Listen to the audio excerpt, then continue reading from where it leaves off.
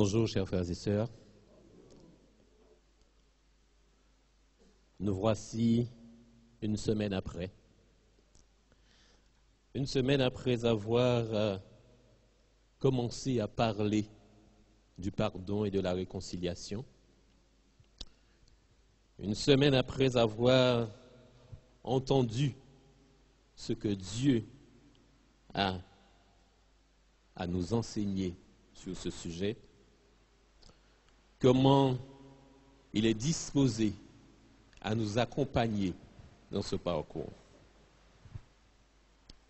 Nous avons vu 11 des 12 étapes qui nous mènent vers le pardon et la réconciliation. Ce matin, nous verrons la dernière. Et cet après-midi, nous allons en quelque sorte concrétiser de manière pratique ce que nous avons appris et décidé. Il est possible d'atteindre l'inaccessible. Ce matin, notre message s'intitule « Une mission incomparable ». Une mission incomparable. Je vous invite à incliner la tête avec moi pour une courte prière. Éternel, notre Père, notre Dieu, en ce matin, nous voici devant ta face. Nous voici tels que nous sommes.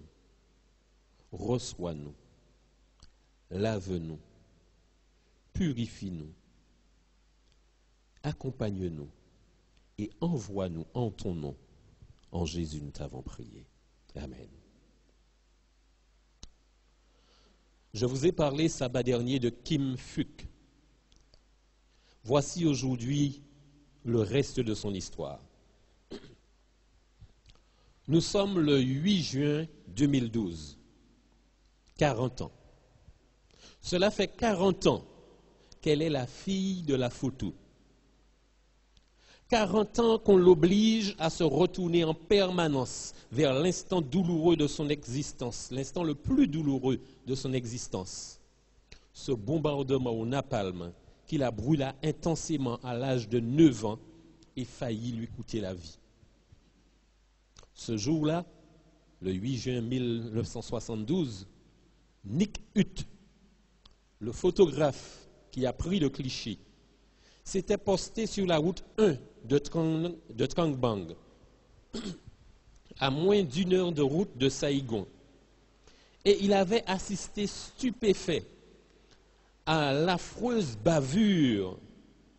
2 avions de l'armée sud-vietnamienne, croyant viser un repère de Viet Cong, avaient bombardé une pagode abritant ses propres soldats et des familles civiles. Il avait vu les 4 bombes de napalm descendre en tournoyant. Il avait vu les champs s'embraser instantanément des 2 côtés de la route, les arbres ruisselés de flammes rouges et safran.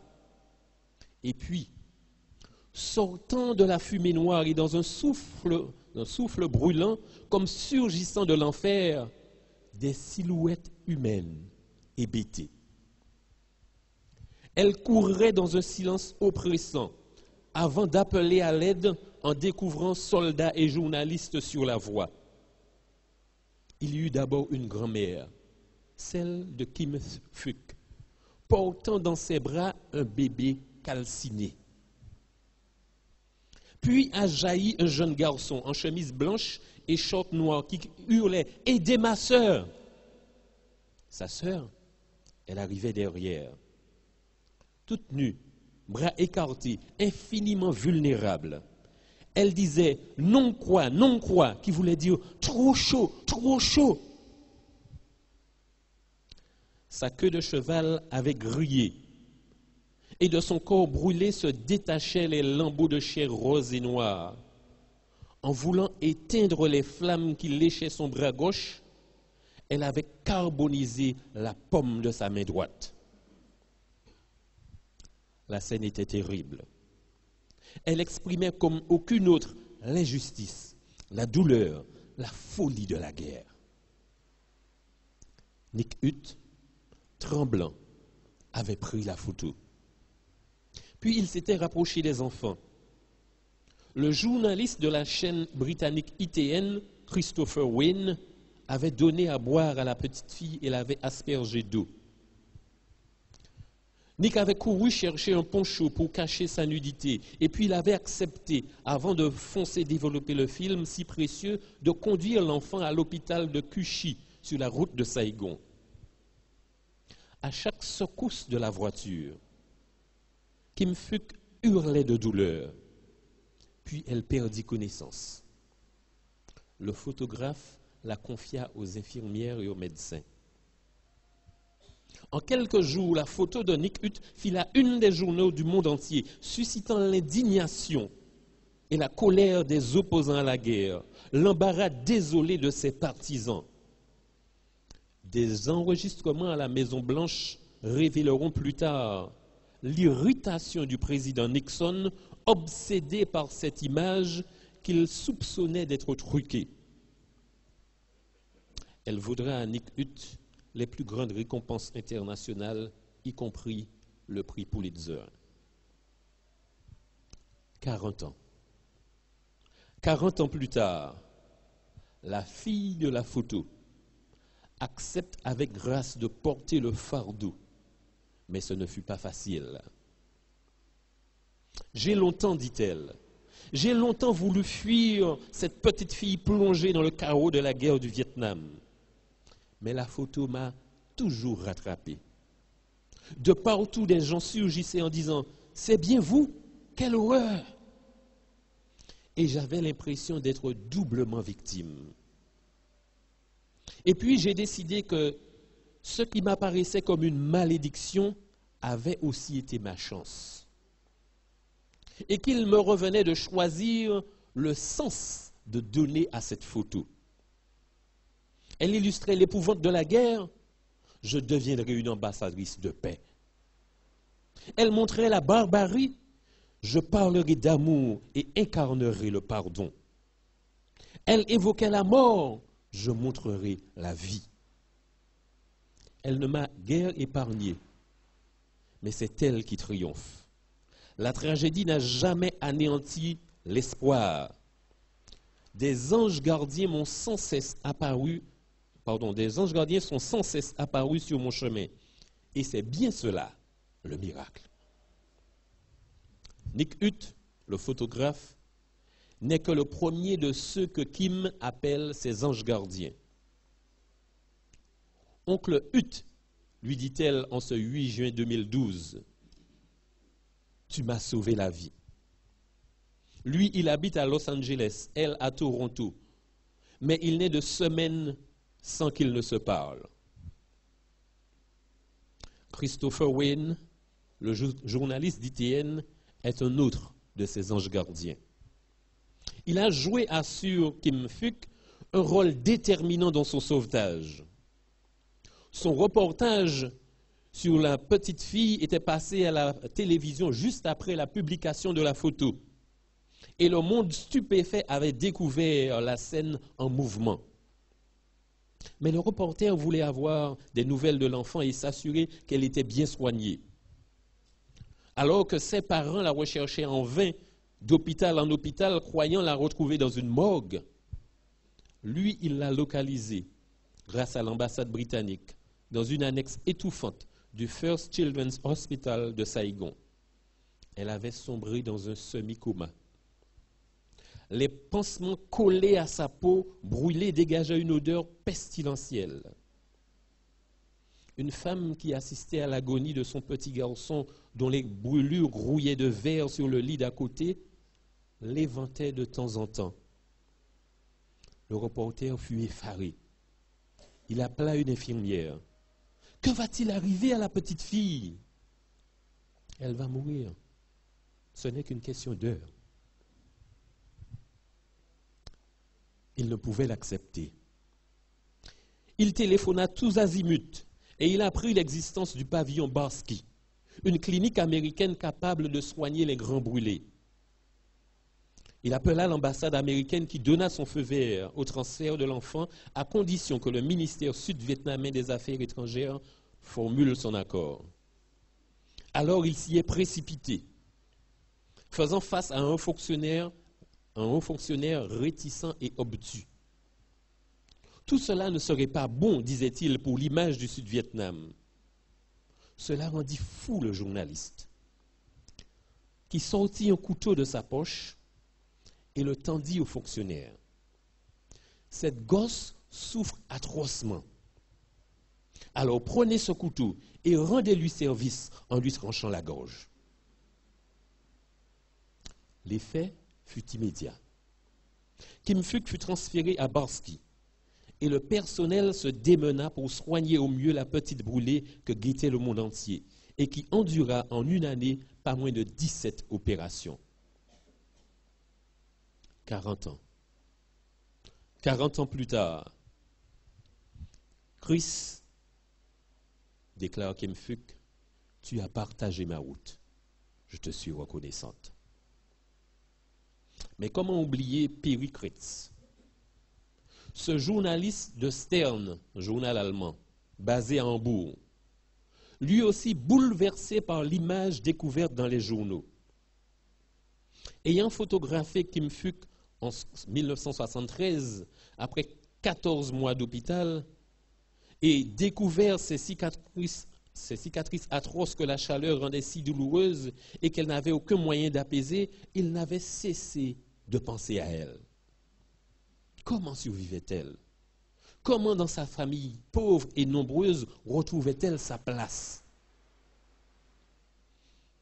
Sans aucune nouvelle, et en 1983, à l'occasion du 10e anniversaire des accords de Paris instaurant le cessez-le-feu entre les Américains et les Vietnamiens, il demanda officiellement au gouvernement vietnamien de retrouver la fillette.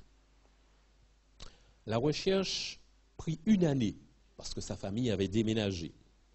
Mais l'insistance et la persévérance de ce journaliste donna à Hanoï la conviction que Kim Phuc était aux yeux des étrangers un trésor national et qu'on ne saurait trouver meilleur outil de propagande. On ne cessa dès lors de l'exhiber comme une marionnette devant les journalistes et les diplomates étrangers, encadrant ses discours, perturbant ses études et sa santé, et ruinant à jamais son rêve de devenir médecin. Elle ne dit rien à Kretz quand il lui rendit visite la première fois.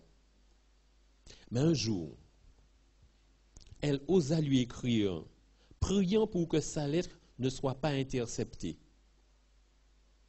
Et voilà ce qu'elle écrivit. « Cher papa, je suis malade et je n'ai pas d'argent. » Cela faisait des mois que le journaliste attendait le feu vert d'Hanoï pour emmener la jeune fille se faire opérer en Allemagne par un grand chirurgien plasticien. Il piqua une colère, remua ciel et terre et vint lui-même chercher Kim pour la conduire chez le docteur Zeller qui, en 2 opérations, résolut un problème délicat de rétractation de la peau. 28 ans après ce 3e sauvetage, papa, déclare Kim à celui qu'elle appelle toujours ainsi, tu es aussi mon héros. Il en est d'autres, bien sûr, à part ces 3-là, qui l'ont aidé le long de la route. Et en ce jour anniversaire du 8 juin 2012, elle en cite beaucoup qui sont là, qui la soutiennent et qui l'applaudissent. Et les voir là réunis dans une pièce la bouleverse et elle rayonne. Elle remercie Dieu et le ciel, car elle est maintenant devenue chrétienne. Et elle ajoute avec sa voix soyeuse, voyez-vous, l'amour est toujours plus fort que le napalm. De ce malheur qui l'a frappée, elle a voulu faire un hymne à la vie. Fini d'être une victime.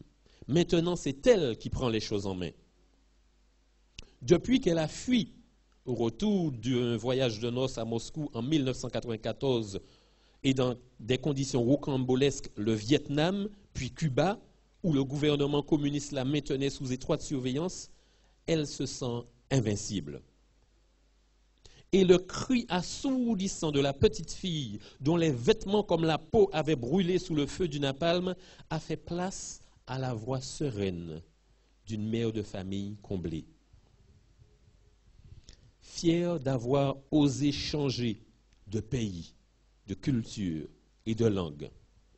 Soulagée de ne plus ressentir ni colère, ni amertume, ni haine. Convaincue qu'à chaque instant, le courage et l'amour peuvent inverser le cours d'une vie. Aujourd'hui, sort de sa bouche une voix joyeuse, qui ne craint plus les micros ni les vastes auditoires. Elle anime une fondation pour aider les enfants victimes de nombreuses guerres. Elle a fait le tour du monde et croisé de nombreuses reines et des chefs d'État, des activistes et des prix Nobel. Elle travaille bénévolement pour l'UNESCO, mais choisit à l'heure du bilan, 40 ans plus tard, de célébrer en une cérémonie familiale ses propres héros. Une poignée de belles âmes qu'elle n'avait jamais pu remercier officiellement et qui l'ont rejointe pour cette occasion à Toronto. Des caractères étrangement liés par la fameuse photo et qui prouvent, insiste-t-elle, que chacun à un moment clé peut sortir des rails et faire la différence dans la vie de quelqu'un d'autre. 40 ans. 40 ans plus tard, après ce funeste jour, Kim, maintenant devenue chrétienne donc, et ambassadrice de paix de l'UNESCO, résume ainsi son histoire. J'ai vécu la guerre. Je sais la valeur de la paix. J'ai vécu avec ma douleur. Je sais la valeur de l'amour lorsqu'on veut guérir. J'ai vécu avec la haine. Je sais le pouvoir du pardon. Aujourd'hui, je suis en vie. Je vis sans haine, sans esprit de revanche. Et je peux dire à ceux qui ont causé ma souffrance, je vous pardonne. C'est le seul moyen de sauver la paix, de parler de tolérance et de non-violence. On a toujours le choix. Moi, j'ai choisi la réconciliation et ma vie a changé. J'ai cessé d'être une victime. Alors je leur dis, regardez, voilà comment j'ai trouvé. Voilà mon expérience. J'en suis sorti. Et mon présent aujourd'hui, c'est votre futur, si vous le voulez.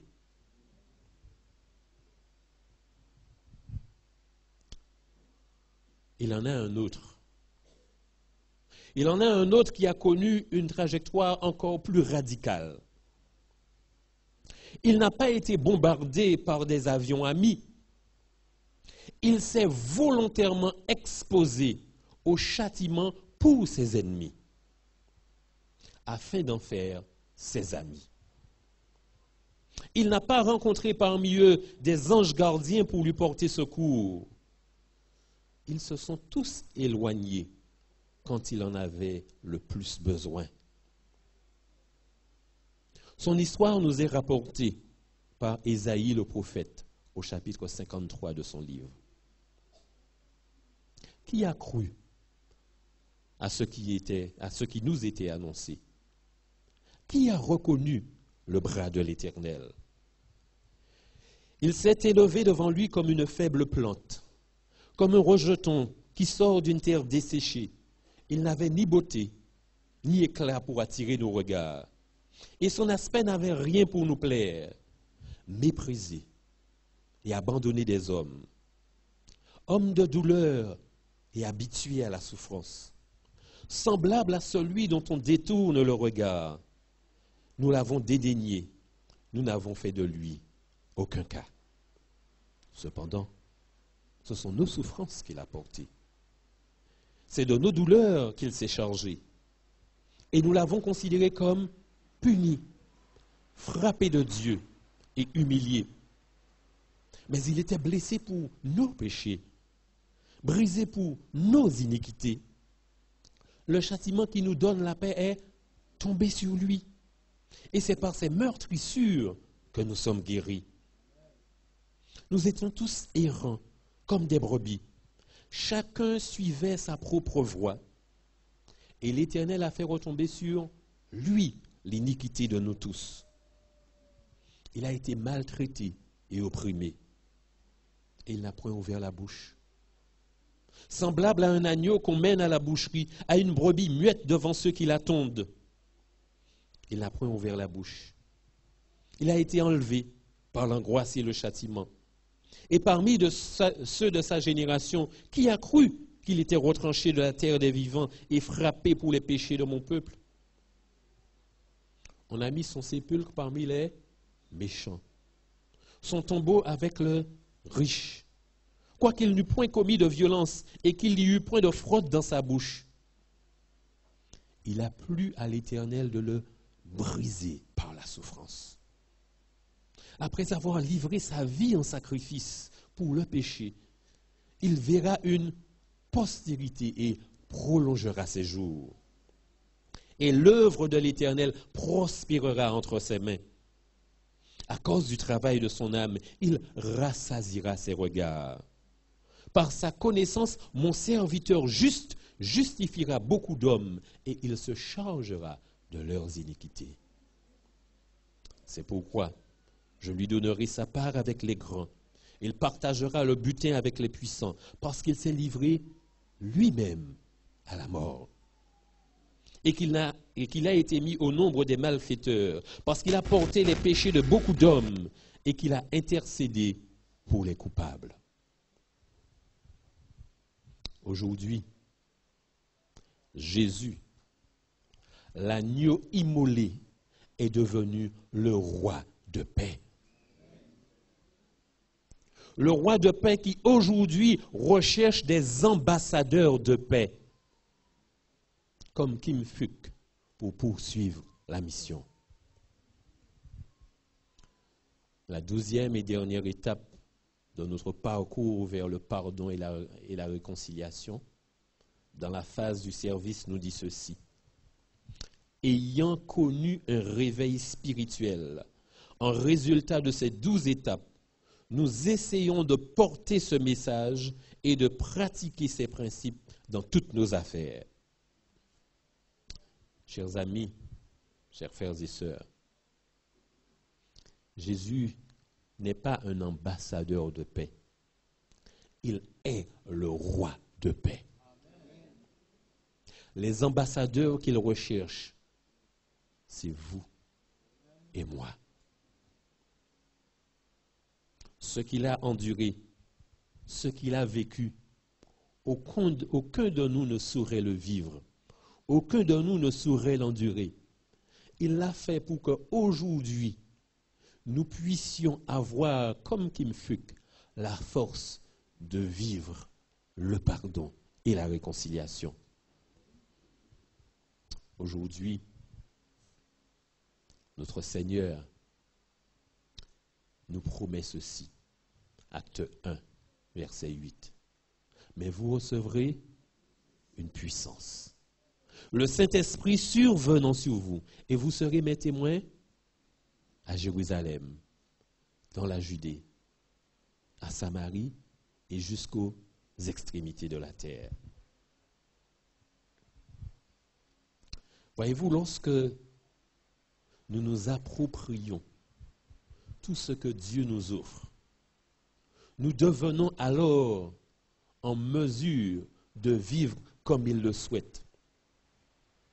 Vers Jésus, page 77, Ellen White déclare « Partout où la vie de Dieu anime le cœur des hommes, elle se traduit en actes de charité et de bienfaisance. » Page 80, « Ceux qui se consacrent ainsi avec désintéressement au bien de leurs semblables travaillent de la manière la plus efficace à leur propre salut. » Et comme le dit l'apôtre Paul, c'est en travaillant au salut des autres que nous nous sauvons nous-mêmes. Le seul moyen de croître en grâce, ajoute-t-elle encore, c'est de faire avec dévouement l'œuvre dont le Seigneur nous a chargés. Travailler dans la mesure de nos forces au bien de ceux qui ont besoin de nous. La force vient par l'exercice. L'activité est la condition même de la vie. Ce n'est pas un hasard si nous nous retrouvons ici rassemblés aujourd'hui. Parce que Dieu recherche des ambassadeurs. Dieu recherche un peuple. Dieu recherche des hommes et des femmes. Dieu recherche des jeunes gens et des jeunes filles. Dieu recherche des garçons et des filles pour le salut des hommes. Et la mission de ces ambassadeurs est de porter l'évangile au monde. Chacun, dans la mesure de ses talents et des occasions qui se présentent à lui, doit remplir la tâche qui lui a été assignée par le Sauveur. Et ce travail, chers amis, nous n'avons pas à chercher, nous n'avons pas à sélectionner ceux avec lesquels nous les accomplissons. Ce travail doit être accompli avec toutes les personnes avec lesquelles nous entrons en contact, dans tous les aspects de notre vie, que ce soit familial, que ce soit dans le voisinage, que ce soit professionnel, que ce soit en vacances. Nous sommes des ambassadeurs du Christ. Et lorsque nous rencontrons les gens, Ellen White nous dit ceci: ne parlez pas de vos difficultés aux mortels, qui sont vos semblables, mais placez-les devant Dieu par la prière. Offrez-leur cette occasion de vivre ce qu'est le pardon et la réconciliation. Car en tant qu'enfant de Dieu, en tant que chrétien, 2 Corinthiens 5, verset 20, nous faisons fonction d'ambassadeurs pour Christ. Comme si Dieu exhortait par nous, nous vous en supplions au nom de Christ, soyez réconciliés avec Dieu. Voilà le message que nos vies devraient dégager auprès de tous ceux que nous côtoyons. Pour qu'il en soit ainsi, nous avons besoin de vivre par nous-mêmes, avec l'aide de Dieu, ce qu'est le pardon, ce qu'est la réconciliation. Parce que l'objectif de Dieu, c'est de faire de chacun d'entre nous une lettre qu'il envoie au monde. Page 115 de Vers Jésus. En chacun de ses enfants, Jésus envoie une lettre au monde. Si vous êtes son disciple, vous êtes la lettre qu'il envoie à la famille où vous logez, au village, à la rue que vous habitez. Par vous, Jésus désire parler au cœur de ceux qui ne le connaissent pas. Peut-être ne lisent-ils pas la Bible. Peut-être n'entendent-ils pas la voix qui leur parle dans ces pages et ne voient-ils pas l'amour de Dieu dans ses œuvres. Mais si vous êtes un véritable représentant de Jésus, il est possible que par vous, il soit amené à comprendre quelque peu sa bonté, à l'aimer et à le servir. Chers amis, chers frères et sœurs, durant cette semaine, nous avons examiné toutes les étapes qui nous conduisent à vivre un vrai pardon, une vraie réconciliation. En ce matin, l'Éternel nous invite à prendre conscience de tout cela et à accepter de devenir véritablement ses ambassadeurs. Durant toute la semaine, depuis sabbat après-midi, nous avons répété oralement certains engagements, n'est-ce pas? En ce matin, nous allons le faire différemment, cet engagement que nous allons prendre.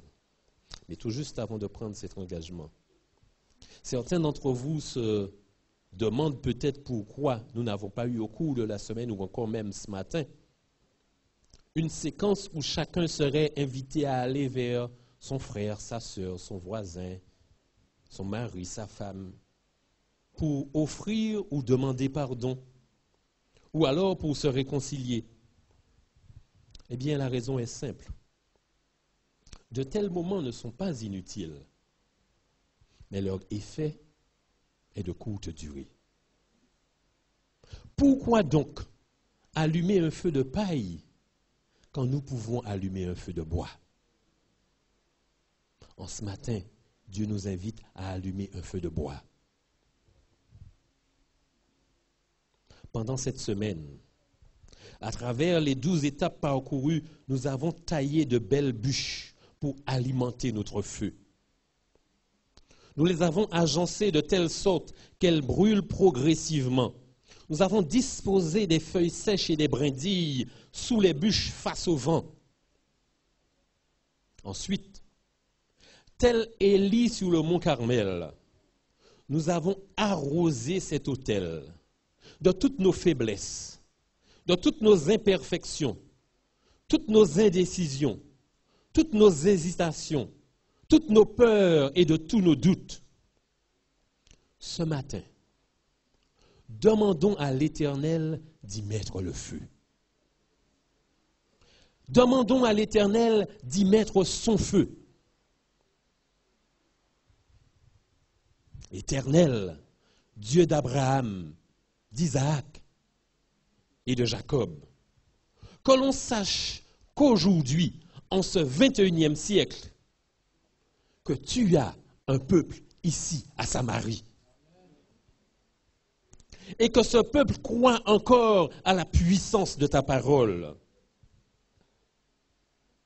Fais lever ce peuple. Fais lever cet homme. Fais lever cette femme. Fais lever cette jeune fille. Fais lever ce jeune garçon. Qu'il s'approche. Et que chacun soit enflammé par ton esprit. Embrase-nous, Seigneur. Et que le monde sache, en voyant ton peuple réconcilié, aimant et pardonnant, que c'est toi l'Éternel qui est Dieu. Et que c'est toi qui ramènes le cœur des pères à leurs enfants et le cœur des enfants à leurs pères. En ce matin, si vous voulez être en feu pour l'Éternel, si vous voulez que l'Éternel embrase cet autel avec toutes ces bûches que vous y avez placées, pour que ce feu soit un feu constant, pour que ce feu ne soit pas un feu qui s'éteigne au bout d'une journée, d'une semaine ou d'un mois, mais pour que ce feu brûle en vous toute votre vie durant. L'occasion vous est offerte. Je vais demander aux personnes désignées à cet effet de prendre place au bout des allées. Et ces personnes ont en main des feuilles sur lesquelles se trouvent les 12 étapes vers le pardon et la réconciliation que nous avons étudiées depuis sabbat après-midi.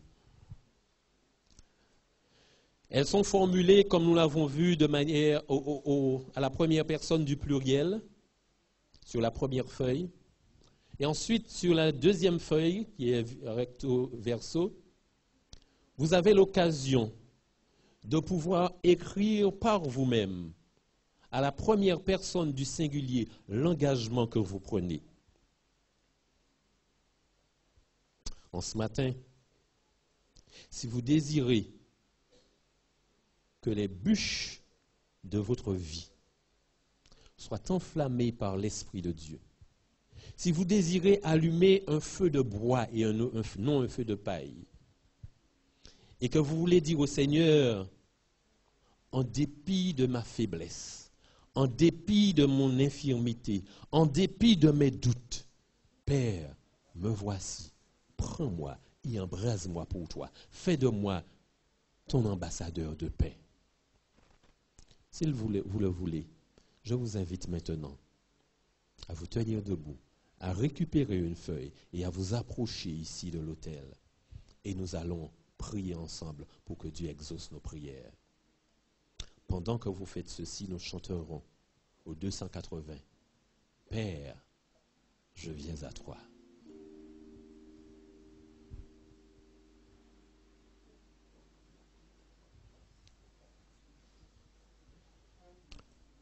Ne venez pas simplement parce que c'est le moment de l'appel. Venez parce que vous avez décidé. Vous avez décidé de laisser Dieu allumer ce feu en vous. Un feu qui brûlera aujourd'hui, demain et chaque jour jusqu'à ce qu'il vienne. Réfléchissez. Prenez votre décision dans votre âme et conscience avec le Seigneur. La feuille, vous allez la remplir à la maison, y mettre votre nom, y mettre la date d'aujourd'hui pour que vous vous rappeliez à quel moment vous avez pris cette feuille. Vous pourrez aussi la signer. Quelques indications vous sont données sur la manière de l'utiliser. Nous chantons.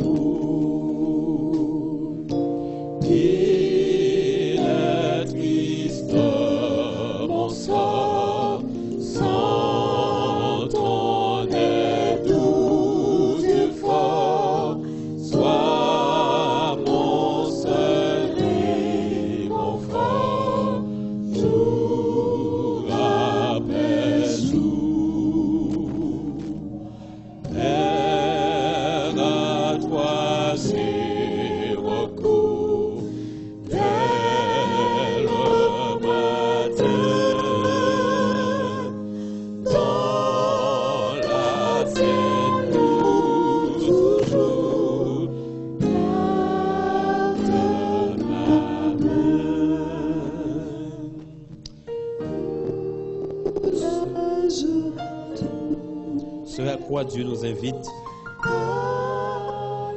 lui seul est à même de le réaliser en nous. Nous ne le pouvons pas. Tous nos efforts sont comme l'eau versée par Élie sur l'autel au Mont Carmel. Mais Dieu a prouvé au Mont Carmel que son feu peut embraser l'eau. Et en ce matin, il le fera pour nous, parce que nous le lui demandons, parce qu'il est le roi de paix, parce qu'il nous appelle à être ses ambassadeurs de paix. Tout ce qui nous a paru jusqu'à ce jour inaccessible en matière de pardon et de réconciliation devient aujourd'hui possible, parce que Dieu nous embrase de son feu, parce que Dieu place en nous son esprit vivifiant, sanctifiant.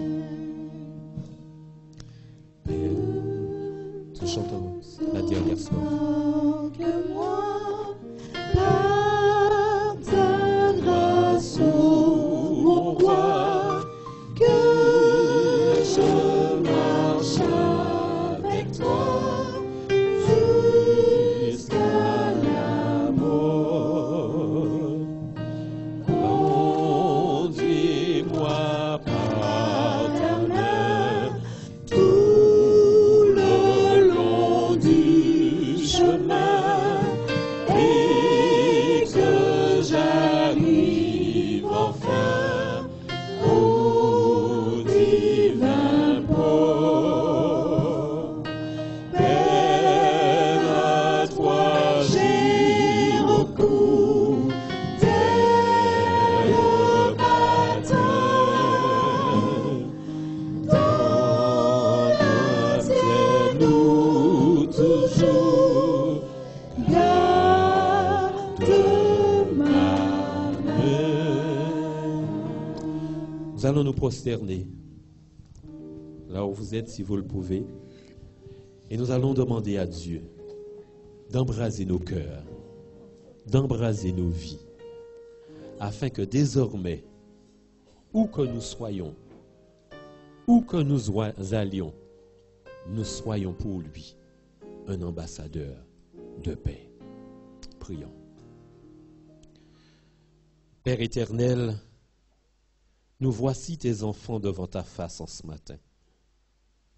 Nous voici tels que nous sommes, avec tant et tant de promesses déjà faites, avec tant et tant d'efforts que nous avons déjà établis, Père éternel, pour essayer de te ressembler, pour essayer d'arriver au niveau que tu voudrais que nous arrivions.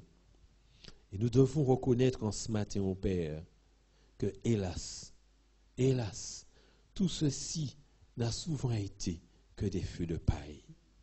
Père éternel, en ce matin, nous voudrions que ce ne soit plus des feux de paille que nous allumions, mais que ce soit des feux de broie. Nous voudrions, ô Père, que ce feu demeure et perdure jusqu'à ce que vienne notre Seigneur Jésus. C'est pourquoi nous ne voulons pas nous-mêmes allumer ce feu, mais que humblement, ô Père, nous te demandons maintenant d'allumer par ton feu en nous ce brasier et de faire, ô Père, que jour après jour, nous soyons toujours dans les mêmes dispositions pour que ce brasier jamais ne s'éteigne. Mais qu'au contraire, ô Père, qu'il puisse porter ce feu, porter cette flamme à celles et ceux qui autour de nous ont besoin et soupirent après le pardon et la réconciliation. Après celles et ceux qui souffrent, ô Père, parce qu'ils n'ont pas voulu ou parce qu'ils n'ont pas pu entrer dans ce pardon et dans cette réconciliation, et qu'ils se consument ainsi un peu plus à chaque jour, mais que malheureusement ce feu dont ils sont consumés, ô Père, est un feu qui les détruit pour ne point les reconstruire. Nous voudrions, ô Père, que tu nous utilises pour que ton feu sacré puisse enfin leur parvenir. Ce feu vivifiant qui fait de nous des enfants de Dieu à ton image. Père éternel, reçois-nous, pardonne-nous, accepte-nous, conduis-nous, transforme-nous et fais de nous des hommes et des femmes selon ton cœur. En Jésus, nous t'avons prié et que toute gloire te revienne. Amen. Amen. Amen. Puisse Dieu vous garder et vous bénir.